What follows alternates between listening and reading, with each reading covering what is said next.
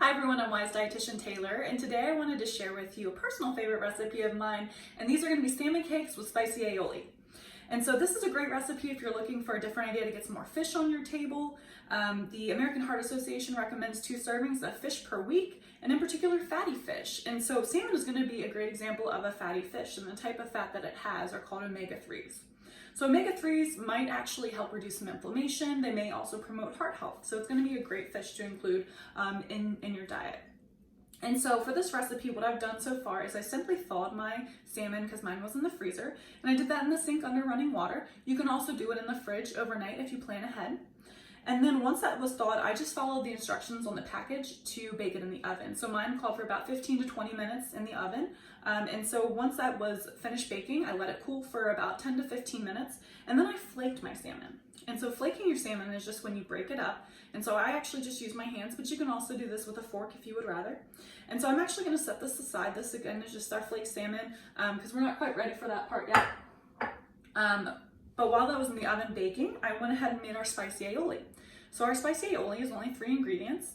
And so it's just 2 tablespoons of light mayo, a teaspoon of sriracha, and a teaspoon of lemon juice. And so our main recipe also calls for lemon juice, so I just took that from the lemon juice from there. So again, just really simple, great way to add some flavor. Gonna set this aside because this is for when we're serving our salmon cakes.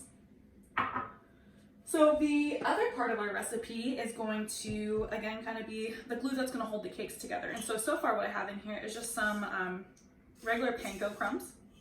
And to that, I'm going to add the lemon juice that I mentioned. So again, the juice from just 2 lemons minus the teaspoon that I put into our spicy aioli. I'm going to add a little bit of light mayonnaise,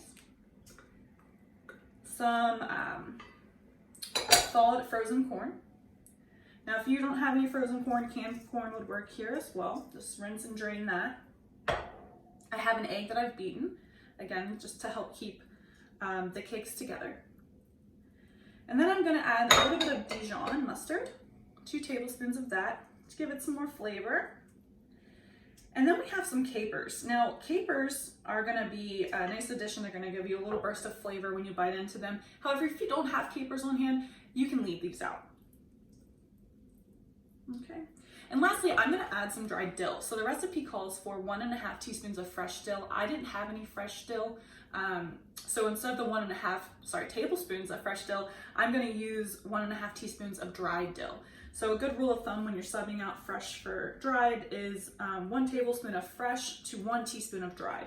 So that's where I came up with 1.5 teaspoons of dried dill.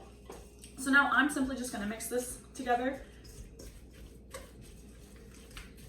And then I will add the flaked salmon back in here. So this is just a pound of salmon.